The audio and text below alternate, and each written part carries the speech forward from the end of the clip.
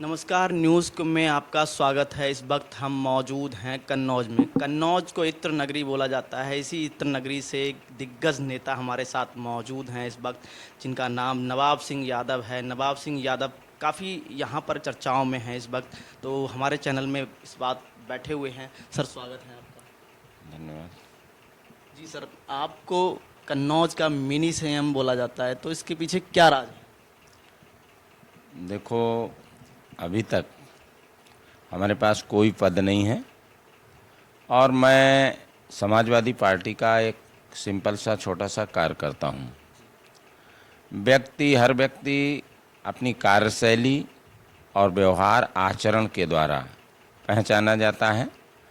कहने के लिए कोई कुछ कहने लगता, कुछ कहने लगता, लेकिन मैं एक समाजवादी सोशलिस्ट कार्यकर्ता हूँ और जनता की लड़ाई लड़ने वाला, अन्याय के खिलाफ लड़ाई लड़ने वाला व्यक्ति हूँ।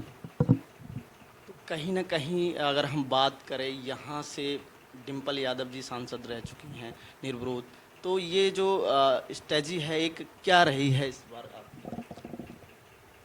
इस बार चूंकि अभी तो प्रत्याशी ही नहीं घोषित हैं।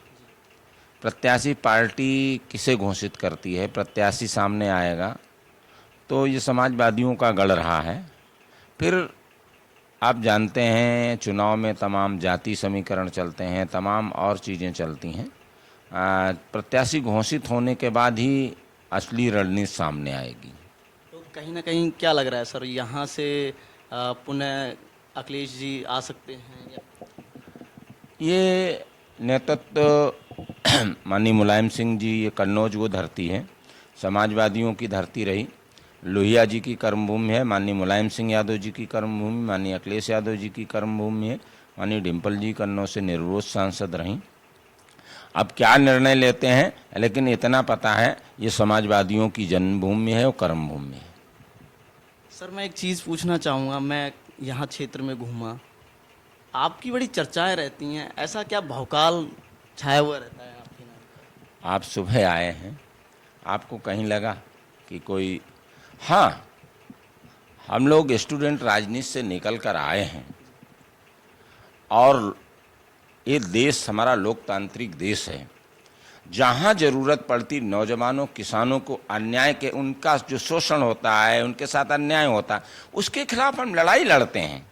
उसमें सरकार चाहे मुकदमा लगाए, चाहे उत्पीड़न करे, जो कर सकती है सरकार, वो सरकार करती है और हम उनकी परवाह भी नहीं करते हैं, क्योंकि लोकतंत्र की लड़ाई में जो मुकदमे लगते हैं नेता के वो गहने होते हैं। अन्याय के खिलाफ लड़ाई लड़ी गई नौजवानों, किसानों की, वो मुकदमे कोई आपराधिक मुकदमे नहीं होते हैं, वो अन्याय के खिलाफ लड़ी गई लड़ाई मुकदमा। और लोकतंत्र जैसी सरकार चल रही है, मैंने पहली बार देखा है। लोग कुछ डरे हैं, कुछ सहमे हैं, लेकिन अगर सरकार विपक्ष को खत्म कर देगी तो लोकतंत्र नहीं बचेगा।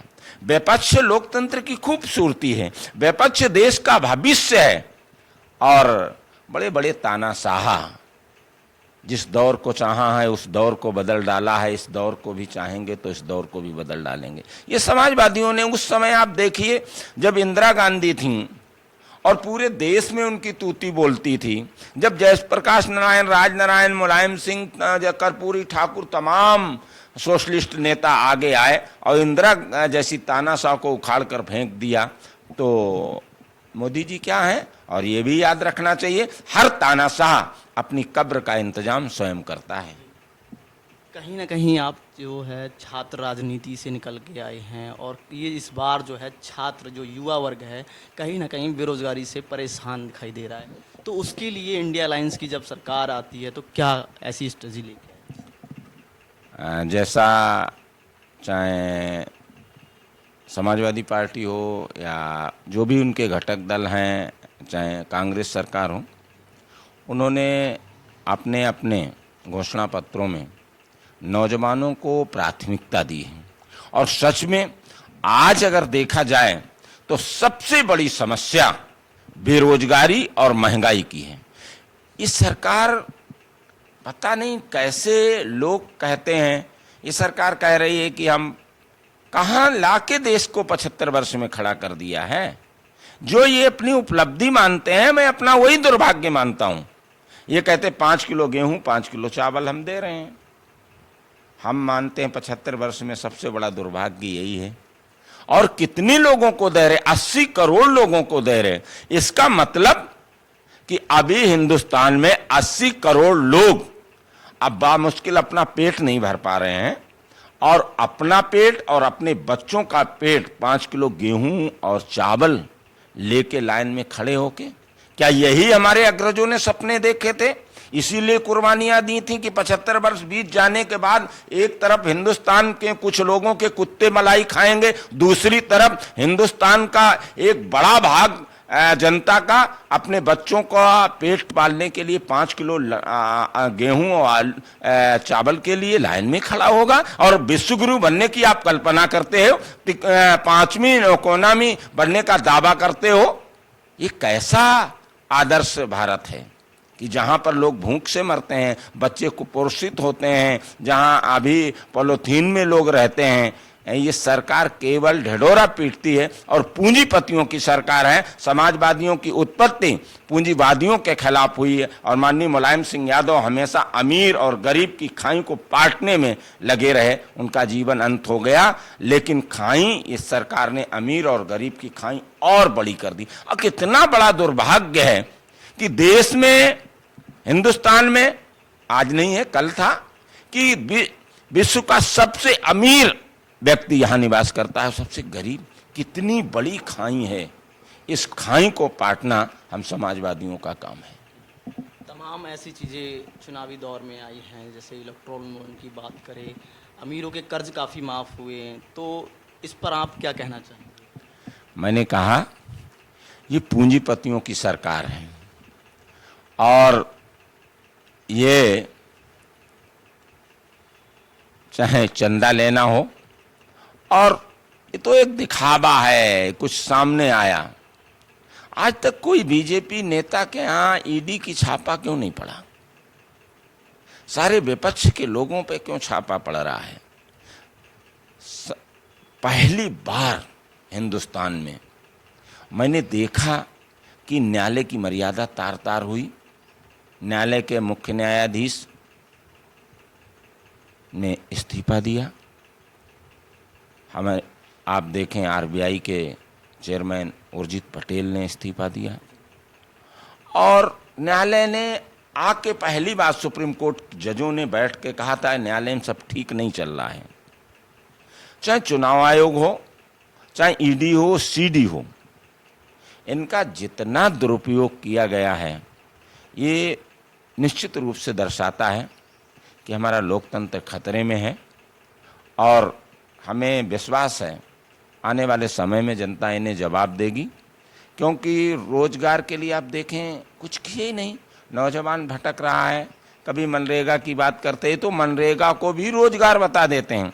मनरेगा में जब लागू किया था कांग्रेस ने, तो केवल 100 दिन की बात की थी, 100 दिन काम मिलेगा, और 100 दिन में काम मिलेगा, 100 दिन में रोजगार नहीं मिलेगा, इतना कह दिया गया था कि कोई भूख से ना मर पाए। आज वो भी पैसा नहीं है, और मनरेगा में हर व्यक्ति काम नहीं कर पाएगा। तमाम ऐसे नौजवान हैं जिनके माता पिता ने अपने गहनों को गिरवी रख के अपने बेटे को इंजीनियर, डॉक्टर बनाना सोचा, मास्टर बनाना सोचा, और आज बड़ी बड़ी डिग्री लेके वो घर पे बैठा है। वो मनरेगा में काम करेगा? नहीं करेगा। तमाम नौजवानों ने आत्महत्या करना स्वीकार किया, लेकिन गांव में नाली साफ करना नहीं स्वीकार किया। हमारे बगल में, हमें याद है, आप चले जाइए, एक नौजवान जब पर्चा लीक हुआ, एकलौता बेटा था, और उस बेटे ने आत्महत्या कर ली थी। बड़ा अफसोस है। क्यों आत्महत्या कर ली? क्यों? उसके जीवन में अंधकार दिखाई पड़ रहा था, दूर दूर तक सुबह होने की उसे शक। हालांकि ऐसा नहीं करना चाहिए, नौजवानों को अन्याय के खिलाफ लड़ना चाहिए, लेकिन हर नौजवान इतना धैर्यशाली नहीं होता है। लेकिन आज मैं जो 10 वर्षों में मोदी जी ने और भारतीय जनता पार्टी ने देश को लाके कहाँ पे खड़ा किया है, केवल मैं एक बात कहता हूँ धर्म और जाति का सहारा लेने वाले लोग कभी लोगों को सुविधाएं नहीं दे सकते हैं, कभी वो जनता की लड़ाई नहीं लड़ सकते हैं, कभी जनता का ख्याल नहीं रख सकते हैं। जो भी धर्म और जाति का सहारा लेते हैं निश्चित रूप पे अपनी नाकामियों पे पर्दा डालने के लिए हमेशा वो जाति और धर्म का सहारा लेते रहते हैं। कन्नौज जो है किसान वर्ग क्षेत्र है, तो सर यहाँ पर किसानों के लिए कुछ ऐसी स्ट्रेटजी लेके आएगी इंडिया अलायंस की सरकार?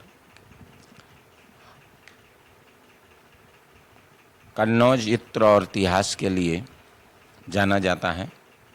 जब समाजवादी पार्टी की सरकार थी तो कन्नौज की खुशबू को कैसे दुनिया में और बिखेरा जाए, सबसे अच्छा खुशबू फ्रांस में ग्रासे एक शहर है, वहाँ बनाया जाता है। हमारी सरकार में कन्नौज के कुछ जो व्यवसायी थे वो वहाँ गए थे सीखने के लिए।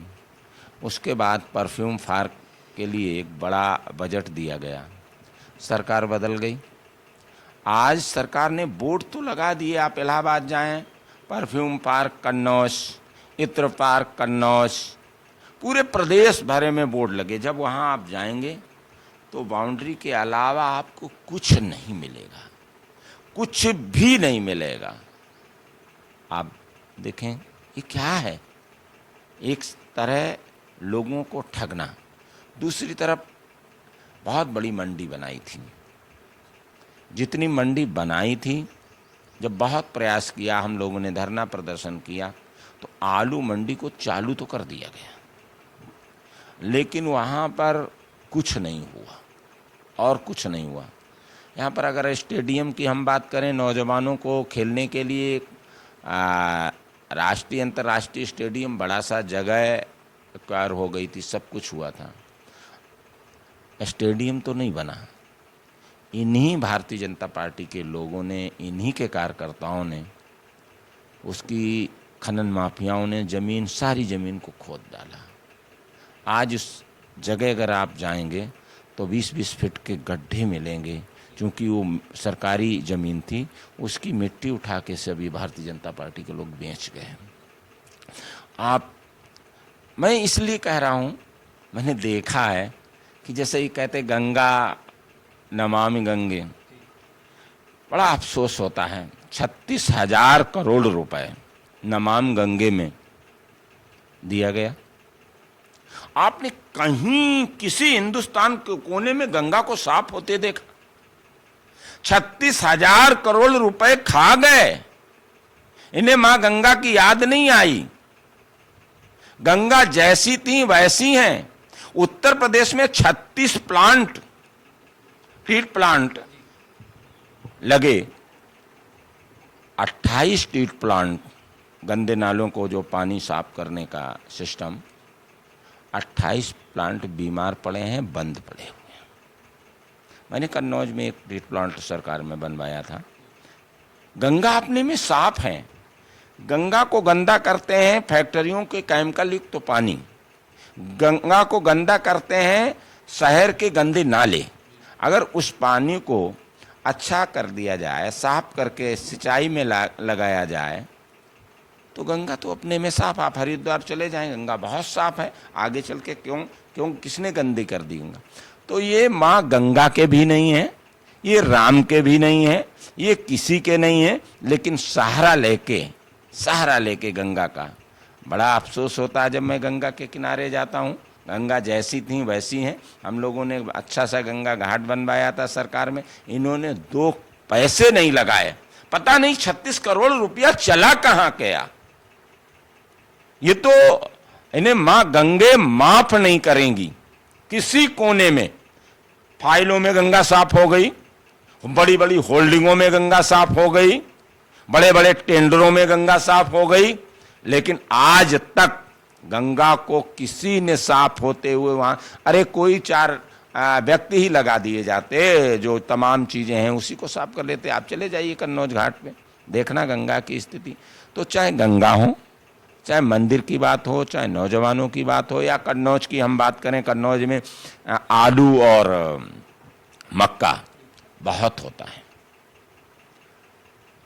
खुली छूट दे रखी गई जिला प्रशासन के द्वारा। आप कन्नौज में भाड़ा पूछ लें कितना लग रहा है, फरकाबाद चले जाएं, आगरा चले जाएं, कन्नौज में सबसे ज्यादा किसानों पे भाड़ा लिया जाता है। हम लोगों ने बहुत बड़े किसान आंदोलन किए, दसियों हजार लोग किसान आए, लेकिन मेरा आंदोलन था और उधर एक प्रपत्र दिखा दिया गया, कोर्ट का आदेश है, डीएम साहब ने कह दिया कि नहीं, ये अधिकार बनता है, अधिकार बनता है कोल्ड मालिकों का किसान को जितना लूट पाओ। हम लोग चिल्लाते रह गए। किसान को किस तरीके से कन्नौज में लूटा गया। मक्का की भी यही स्थिति है। अभी 4 दिन बाद मक्का है। जब मैं मक्का के लिए भी बात करता हूं, एमएसपी पे बात करता हूं कि न्यूनतम मूल्य हमें देना चाहिए सरकार द्वारा घोषित। आपकी सरकार जब आएगी तो आप एमएसपी की बात करेंगे? बिल्कुल बिल्कुल करेंगे और लड़ेंगे भी और लड़ते भी रहे। आप एमएसपी कहते हैं ये खरीफ की फसल नहीं है। जब खरीफ में फसल तैयार होगी तब हम एमएसपी मक्का का मूल्य एमएसपी मक्का को देंगे, किसानों को देंगे। अब आप ये बताइए, किसान आज मक्का कर रहा है, गर्मी में कर रहा है, अब एमएसपी के लिए वो बैठे इंतजार करे या किसान? तो भाई आपको हमें लाभ देना है, हमें सुविधा देना है। जब हमारी फसल तैयार हो रही तब देंगे या इंतजार करें? और इंतजार किसान कर ही नहीं सकता, इसलिए बिचौले लोग ले जाते हैं। वो फसल तैयार करता, उसे अगली फसल तैयार करनी है, अपने बच्चों के कपड़े लेने हैं, बेटी की शादी करनी है, जो पैसा उधार लिया है लोगों से, साहूकारों से, उन्हें देना है। इसलिए किसान बेचारा कभी अपनी फसल को रोक नहीं सकता है और नौने पौने में बेच देता है। बिचौलिए फायदा उठाते हैं और ये चिल्लाती रहती। और अभी आंदोलन जो हुआ था, आप देखें कितना किसान आंदोलन अभी भी चल रहा है। कितना, मैं इस सरकार से सिर्फ एक हमारा कि आपने कानून वापस क्यों लिए? अगर अच्छे थे तो वापस क्यों लिए, और खराब थे तो आपने लागू क्यों किए? और लागू अगर हो गए थे धोखे में तो आपने 1 साल इंतजार क्यों कराया कि 750 किसान मर गया? इन्हीं के मंत्री के बेटे ने लखीमपुर में किसानों पर, अजय कुमार टैनी के बेटे ने किसानों पे गाड़ी चढ़ा दी, 8 किसान मर गए। ये सरकार है, ये पूंजीपतियों की सरकार है, उद्योगपतियों की सरकार है। 10-20 हजार किसान पे, मैंने वो भी स्थिति देखी, फोन आते रहते हैं। 10-20 हजार रुपए किसान पे जब कर्जा होता है तो गांव में लेखपाल और पुलिस तहसीलदार जाता है, पकड़ लाता है गिरोबान खींच के और लाकअप में बंद कर देता है। या तो 14 दिन जेल काटो या पैसा जमा करो। कुछ जेल भी काटते हैं, कुछ पैसा। करोड़पतियों का जो है कर्ज माफ हो रहा है। 16 लाख हजार करोड़, 16 लाख हजार करोड़ पूंजीपतियों का पैसा माफ कर दिया गया। तो किसान वर्ग का कर्ज माफ होगा आपकी सरकार में? बिल्कुल होगा। पहले भी कांग्रेस जब केंद्र में आई थी, मैं कांग्रेस का पक्षधर नहीं हूं ना उनका प्रवक्ता हूं, लेकिन मैंने जो देखा है कि कांग्रेस ने पहले किसानों का कर्जा माफ किया था। और ये भी कर्ज की जो शुरुआत माफ करने की बात जो है वो सबसे पहले माननीय मुलायम सिंह यादव ने, जब सन 89 में बहुत छोटा था तब उस समय थोड़ा जमाना अलग था, तब कहा था कि मेरी सरकार बीपी सिंह के नेतृत्व में बनेगी, हम 10,000 तक का कर्जा माफ़ करेंगे। उस समय 10,000 बहुत हुआ करते थे। 30-35 साल पहले मैं छोटा था, उस समय मेरे पिताजी के 10,000 रुपये माफ़ हुए थे तो पिताजी ने बहुत खुशी मनाई थी। आज इस सरकार ने भी, कांग्रेस ने माफ़ किए और हमें उम्मीद है अगर इंडिया अलायंस की सरकार बनती है तो 100% किसानों का कर्जा नहीं माफ़ होगा, किसानों को और भी सुविधाएं मिलेंगी। हमारे सहयोगी पत्रकार हैं भूमि जी, इनके कुछ महिलाओं से रिलेटेड सवाल हैं जी। सबसे पहले तो नमस्कार सर। नमस्कार। जैसे कि महिला इतनी असुरक्षित है, घर जाने से पहले, घर बाहर जाने से पहले 2 बार सोचती है, नौकरी पे जाती है 2 बार सोचती है, वो इतना ऐसा क्यों? अगर आपकी सरकार आती है तो आप नई नीतियाँ या फिर उनके बचाव में क्या क्या करेंगे? आप देखें, उत्तर प्रदेश की बात करें, समाजवादी पार्टी की सरकार कि पहले 10-90 की सुविधा नहीं थी, ये महिलाओं के लिए की गई। लेकिन और महिलाओं के लिए जो 108, 102 एम्बुलेंस हैं, कभी महिला गर्भवती होती थी या और कुछ तमाम चीज़ें थी, गांव से लोग नहीं ला पाते से उसकी मृत्यु हो जाती थी, 108 की व्यवस्था की गई, 10-90 की व्यवस्था तो की गई। लेकिन आप फ़ोन में ला लीजिए, आज फ़ोन ही नहीं उठेगा उनका, और फ़ोन उठेगा तो कह देंगे गाड़ी में डीजल नहीं है। कभी डीजल है तो कभी ड्राइवर नहीं है। ड्राइवर क्यों नहीं है? वो लोग आते हैं, हमने उनकी भी बात रखी है, उन्हें तनख्वाह नहीं मिलती है। 102, 108 के जो कर्मचारी हैं उन्हें वेतन ही नहीं मिलता, और बगैर वेतन नौकरी कौन करेगा, और बगैर डीजल गाड़ी कैसे चलेगी। हमारी सरकार आने पर उन्हें डीजल भी मिलेगा, उन्हें वेतन भी मिलेगा, और निश्चित रूप से महिलाएं अपने को सुरक्षित महसूस करेंगी। ये कहते तो बहुत हैं कि ये हुआ वो हुआ, ये करेंगे वो करेंगे। चाहे आप देख लीजिए उन्नाव की घटना, देख लीजिए आप कासगंज की घटना, देहातरस की घटना देख लीजिए, तमाम ऐसी घटनाएं हुई जिन्हें शर्मसार किया। और हमने वो तस्वीर भी देखी जिसे आप ना देख सकते हैं ना हम देख सकते हैं। मणिपुर की भी हमने वो तस्वीर देखी जिसने हिंदुस्तान में नहीं, हमें पूरी दुनिया में शर्मसार कर दिया। वो भी हमने, और ये कहते हैं महिलाएं सुरक्षित हैं। तो ऐसी सुरक्षा, ऐसा इंतजाम, इन्हीं को मुबारक हो। मैं तो ईश्वर से प्रार्थना करता हूँ ऐसे दिन कभी किसी हिंदुस्तान को लोगों को आगे अब ना देखने को मिले। और सर, अगर कल को आप सत्ता में उतरते हैं, समाजवादी पार्टी ने इतने सारे घोषणा पत्र में वादे किए हैं कि केजी से लेके पीजी तक उनकी पढ़ाई मुफ्त करवाई जाएगी, किसानों का जो लोन है उसको माफ़ किया जाएगा, मनरेगा की जो मजदूरी है उसके 450 रुपये मजदूरी कर दी जाएगी, तो क्या क्या ऐसा होने वाला है? पहली बात तो मैंने कहा 20 साल हम लोगों ने संघर्ष किया स्टूडेंटों के लिए। मेरा एक अपना डिग्री कॉलेज भी है, चौधरी चंदन सिंह। नई शिक्षा नीति लाके नौजवानों को बर्बाद कर दिया। केवल परीक्षाएं होती रहती हैं, कभी भी पढ़ाई नहीं होती है, फीस दुगनी कर दी गई है। बड़ा ताज्जुब होता है, एक अगर गलती स्टूडेंट ने कर दी, मेल के बजाय फीमेल हो गया तो 2000 रुपये की रसीद कटेगी, तब ठीक होगा। अगर एक सब्जेक्ट आपका कहीं हिंदी के बजाय अंग्रेजी हो गया या सोशलाइजी कंप्यूटर गलती से हो गया तो 5000 रुपये आपको देने पड़ेंगे, रसीद कटवानी पड़ेगी यूनिवर्सिटी में, तब जाके आपका ठीक होगा। डिग्री जो 150 रुपये में हम लोगों को मिल जाती थी, आप जैसे बीए, बीएससी, एमएससी फाइनल में आप जाएंगे तो 1500 रुपये आप पे जमा हो जाएंगे। डिग्री आप लें या ना लें, लेकिन पैसे आप पे जमा हो जाएंगे, परीक्षा तभी आपको देने को मिलेगी। तो शिक्षा को तो क्या क्या विकास होंगे कन्नौज के लिए? 2 ऐसे कोई विकास बता दीजिए। कन्नौज में किसानों के लिए आलू और मक्का पे आधारित उद्योग लगेंगे।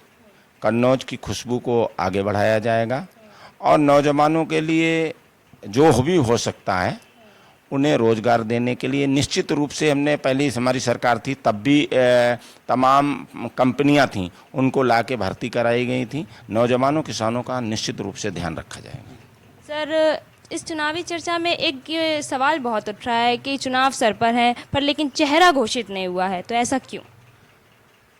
कभी कभी राजनीतिक दलों की अपनी स्ट्रेटजी होती है कि हम लास्ट में घोषित करेंगे, और चूंकि वर्कर सभी जानते हैं उन्हें चुनाव चिन्ह पर वोट देना है, कौन लड़ेगा ये अधिकांश लोग जानते हैं। ये सब स्ट्रेटजी के तहत राजनीतिक दलों का अपना मानना है।